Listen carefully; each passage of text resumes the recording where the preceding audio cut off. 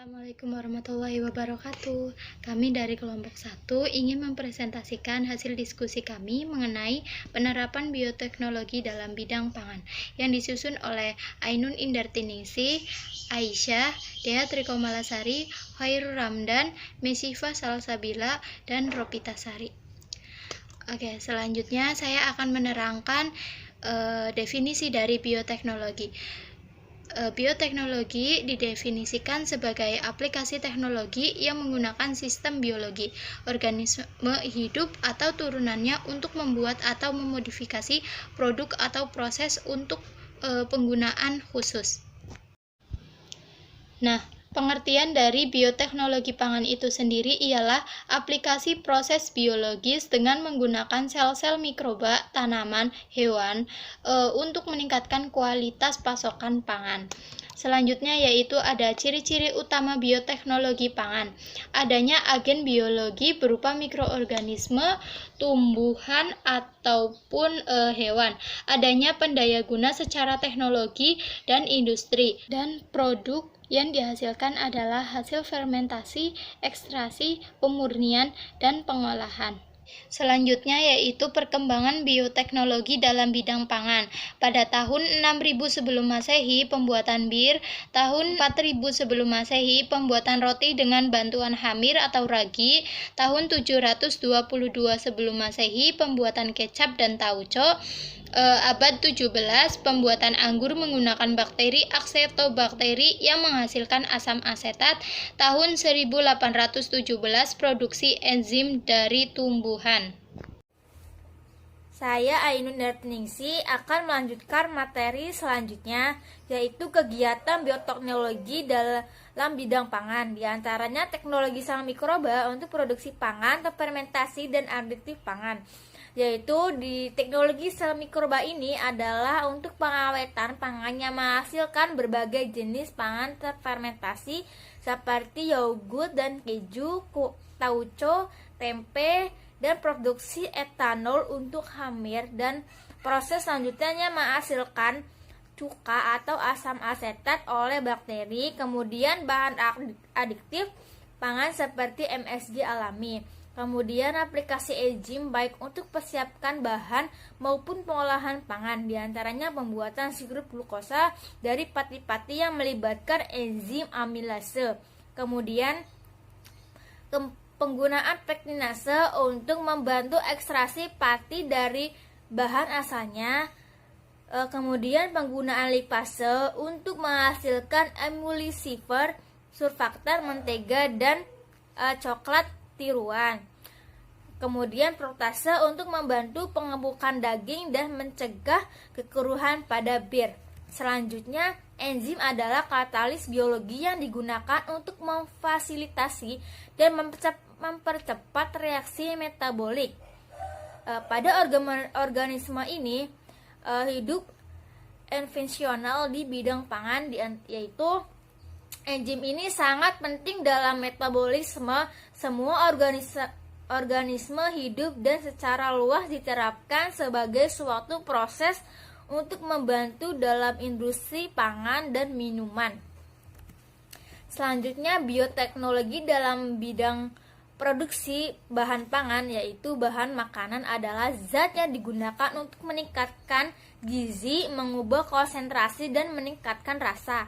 Kemudian suplemen asam amino, rasa meningkat, rasa dan vitamin yang ditambahkan untuk serapan sereal yang diproduksi oleh fermentasi mikroba. Sekian dari saya, terima kasih. Nah, di sini saya akan melanjutkan slide berikutnya, yaitu ciri-ciri utama bioteknologi pangan. Yang pertama, adanya agen biologi berupa mikroorganisme, tumbuhan atau hewan. Penggunaan mikroorganisme tersebut secara terarah dan terkontrol yang merupakan aplikasi terpadu antara biokimia, mikrobiologi, dan teknologi kimia. Karena dalam bioteknologi ini melibatkan bidang-bidang ilmu yang harus dipelajari, seperti biologi sel, biokimia, fisiologi, mikrobiologi, genetika, dan biorekayasa. Kemudian, mikroorganisme ini juga dengan ciri tertentu bisa memproduksi enzim yang berperan sebagai biokatalisator. Yang kedua yaitu adanya pendayagunaan secara teknologi dan industri. Kemudian yang ketiga, produk yang dihasilkan adalah hasil fermentasi, ekstraksi, pemurnian, dan pengolahan. Dalam hal ini, mikroorganisme dapat mengubah nilai gizi makanan atau minuman dalam proses fermentasi. Proses fermentasi merupakan perubahan enzim secara anaerob dari senyawa organik menjadi produk organik yang lebih sederhana. Aktivitas mikroorganisme dalam fermentasi contohnya yaitu mengubah ampas tahu atau kacang kedelai menjadi oncom, kacang kedelai menjadi tempe, dan lain sebagainya. Selanjutnya yaitu perkembangan bioteknologi. Tahapan yang pertama yaitu bioteknologi pada era generasi pertama, yakni bioteknologi sederhana pada tahun 6000 sebelum Masehi. Orang-orang Babilonia telah berhasil membuat bir dengan fermentasi jasa trenik. Peristiwa ini merupakan proses bioteknologi yang tertua. Selanjutnya pada tahun 4000 sebelum Masehi yaitu berkembang menjadi pembuatan roti dengan bantuan hamir atau ragi. Pada tahun 722 sebelum Masehi muncullah pembuatan kecap dan tauco. Kemudian pada abad 17 yaitu pembuatan anggur menggunakan bakteri asetobakter yang menghasilkan asam asetat. Yang terakhir yaitu pada tahun 1817 yakni produksi enzim dari tumbuhan. Selanjutnya pada slide keempat yaitu starter. Starter adalah kumpulan mikroorganisme yang diaktifkan untuk tujuan mengaktifkan proses fermentasi. Mikroorganisme ini dibutuhkan sampai ujung fase logaritma sebelum fase stasioner. Kemudian diharapkan pada saat penuangan starter ke dalam medium menjalankan fungsinya sebagai kultur induk pelaku perubahan substrat. Tujuan penggunaan starter yaitu untuk memodifikasi kultur starter atau bakteri jamur ragi yang sangat penting dalam pembuatan roti, bir, yogurt, keju, produksi daging asap, sehingga starter dapat mempercepat produksi pangan, kemudian meningkatkan kualitas rasa dan bertahan dalam waktu cukup lama. Kemudian fungsi penggunaan starter yaitu digunakan sebagai bahan makanan di satu atau lebih tahapan dalam proses pembuatan makanan. Yang kedua yaitu mengembangkan aktivitas metabolik selama fermentasi. Kemudian yang terakhir yaitu meningkatkan rasa, tekstur, nilai gizi, dan manfaat kesehatan. Syarat starter fermentasi adalah murni, unggul, stabil, dan bukan patogen. Fermentasi yang prosesnya menggunakan starter disebut fermentasi tidak spontan. Fermentasi tidak spontan adalah fermentasi yang terjadi dalam bahan yang dalam pembuatannya ditambahkan mikroorganisme dalam bentuk starter atau ragi. Mikroorganisme tersebut akan tumbuh dan berkembang biak secara aktif, yakni merubah bahan yang difermentasi menjadi produk yang diinginkan.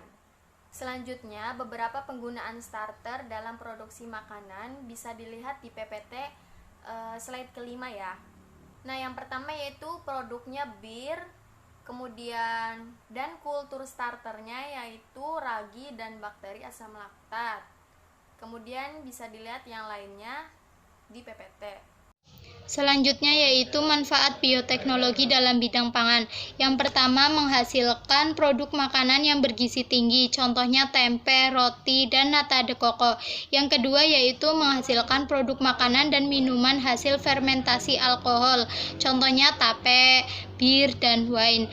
Yang ketiga yaitu menghasilkan produk makanan dan minuman hasil fermentasi asam, contohnya yogurt, keju, dan acar. Yang keempat yaitu menghasilkan produk bahan penyedap, contohnya kecap, terus tauco, terasi, dan cukai. Peranan mikroorganisme dalam pengolahan makanan ini adalah mengubah bahan makanan menjadi bentuk lain, sehingga nilai gizinya lebih tinggi, zat gizi lebih mudah diserap dan dimanfaatkan, serta mempunyai cita rasa yang lebih menarik. Produk yang dihasilkan dalam bidang bioteknologi pangan ini yaitu tempe, oncom, roti, dan nata de coco. Yang pertama, tempe. Tempe dibuat dengan memanfaatkan jamur genus Rhizopus seperti Rhizopus stoloniferus, Rhizopus oligosporus, dan Rhizopus oryzae. Tempe memiliki beberapa keunggulan, yaitu bergizi tinggi dan mudah dicerna. Bisa dilihat ya, ini proses pembuatan tempe yang dilakukan melalui beberapa tahap. Saya Aisyah. Pada produk makanan yang berprotein tinggi selanjutnya yaitu oncom. Oncom merupakan ampas tahu, yaitu ampas kedelai dengan bantuan jamur Neospora cytophylla.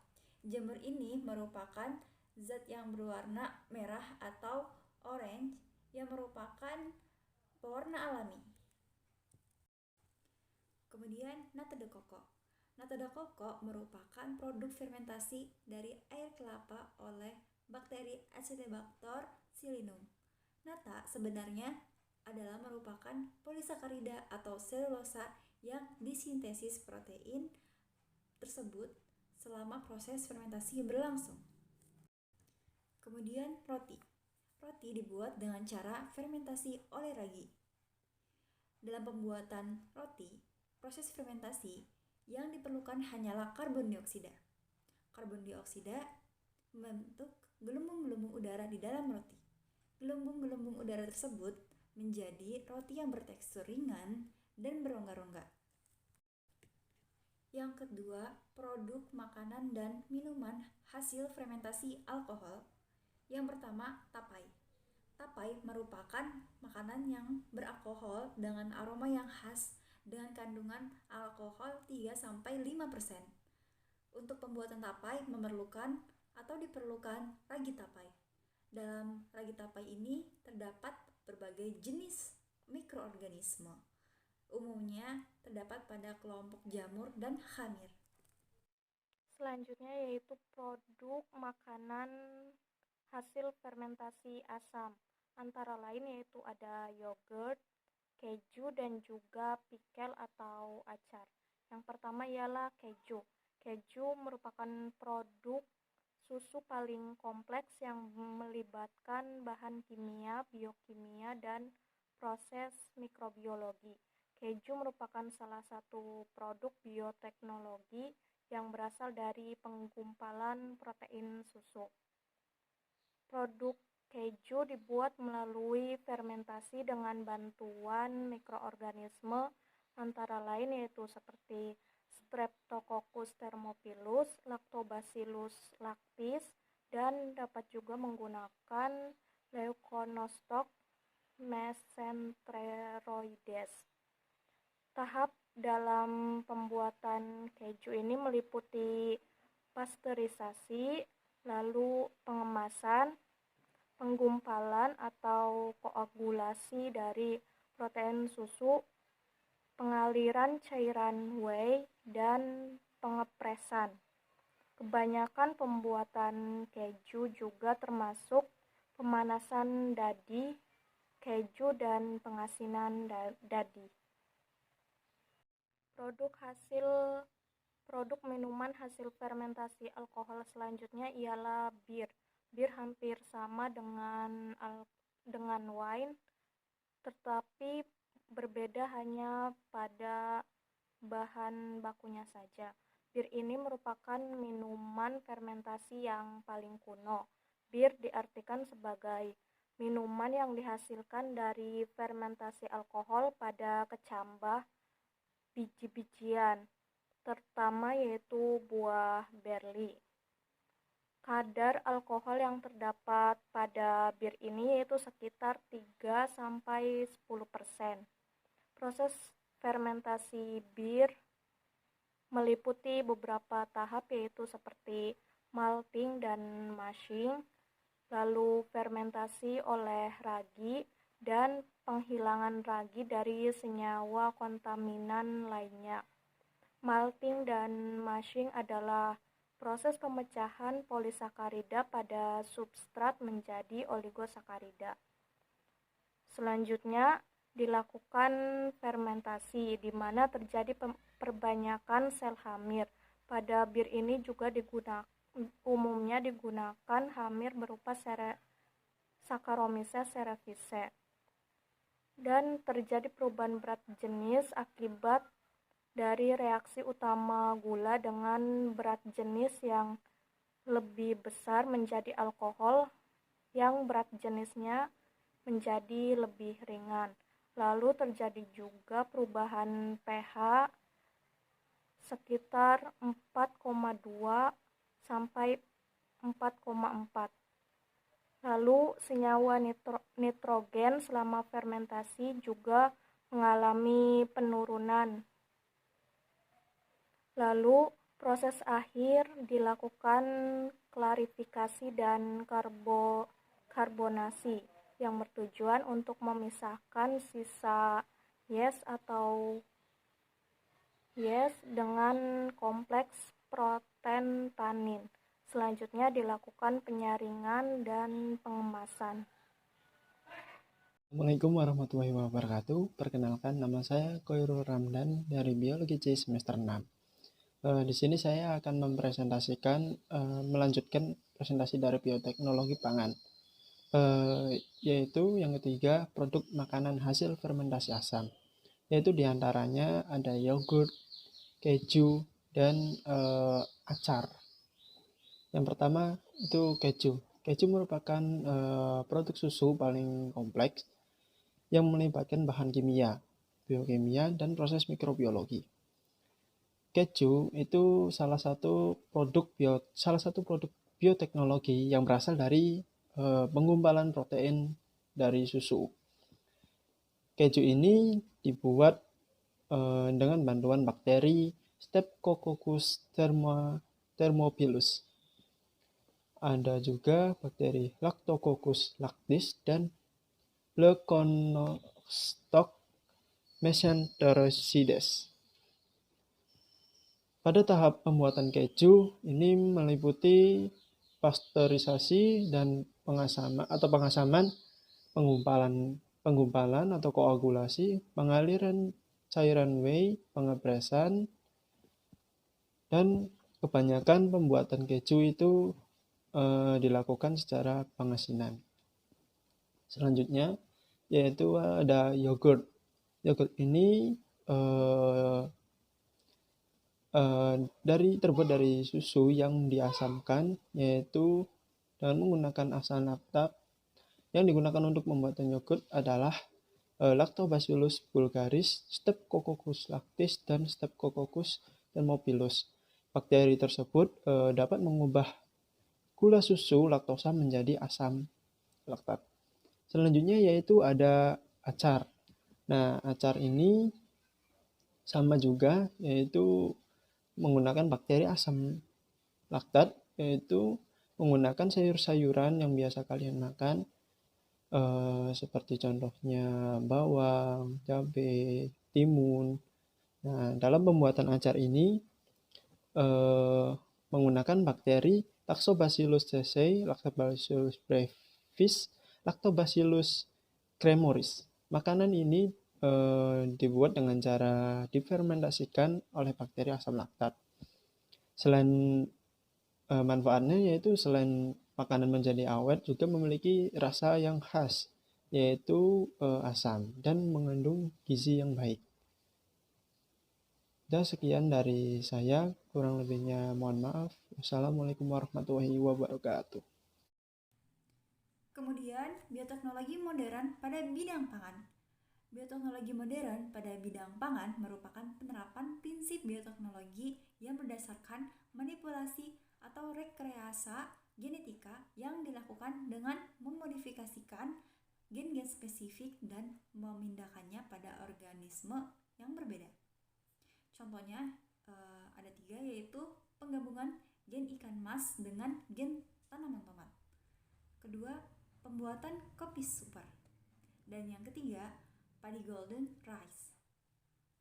Pada bioteknologi modern ini terdapat teknik transfer gen tanaman. Teknik transfer gen ini terdapat menjadi dua, yaitu langsung dan tidak langsung. Contohnya transfer gen yang secara langsung adalah penembakan explant gen dengan gen gun atau divertech dengan silikon, dengan pelakuan pada protoplas tanaman dan eksploitasi dengan polyethylene glycol. Sedangkan pada transfer gen yang dilakukan dengan secara tidak langsung, yaitu dengan melalui faktor Argobacterium.